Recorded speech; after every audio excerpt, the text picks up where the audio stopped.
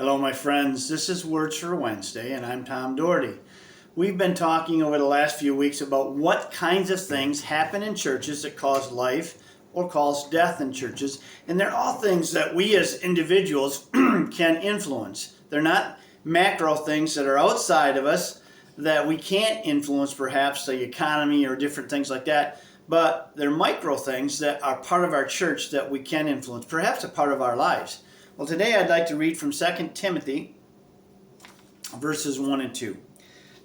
Paul says to Timothy, "You then, my child, be strengthened by the grace that is in you in Christ Jesus. And what you have heard from me in the presence of many witnesses, entrust to faithful people who will be able to teach others also." So the thing that can bring death to a local church is if we don't develop leaders, if we don't call people into leadership locally, and then also perhaps call people into their leadership position that will be more conference or denominational or wider church focused. But if we're not calling people, if we're not looking for in our churches and identifying possible leaders and calling them into leadership, then we will be a dying church eventually, because people will not come into leadership. Our leadership will get older and older and older. And many of our churches are experiencing that, where everybody that's a leader is probably, or most everybody that is a leader is 60 or 70 years old. We have to call new people in, which means we have to be ready for new ideas.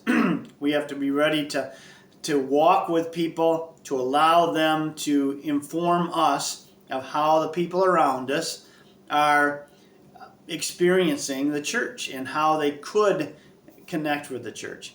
So develop a strategy that will call people into leadership, young, middle-aged, and old. Call them into leadership, and then develop a strategy that will mentor them or help them to develop their leadership skills so that they can step into positions throughout your church, and allow them to do that. Step out of the way for that to happen. Allow people to step into those positions so your church can continue to grow.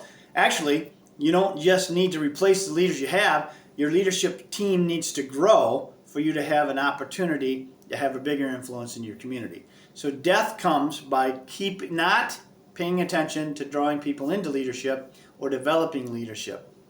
Life comes by calling people into leadership.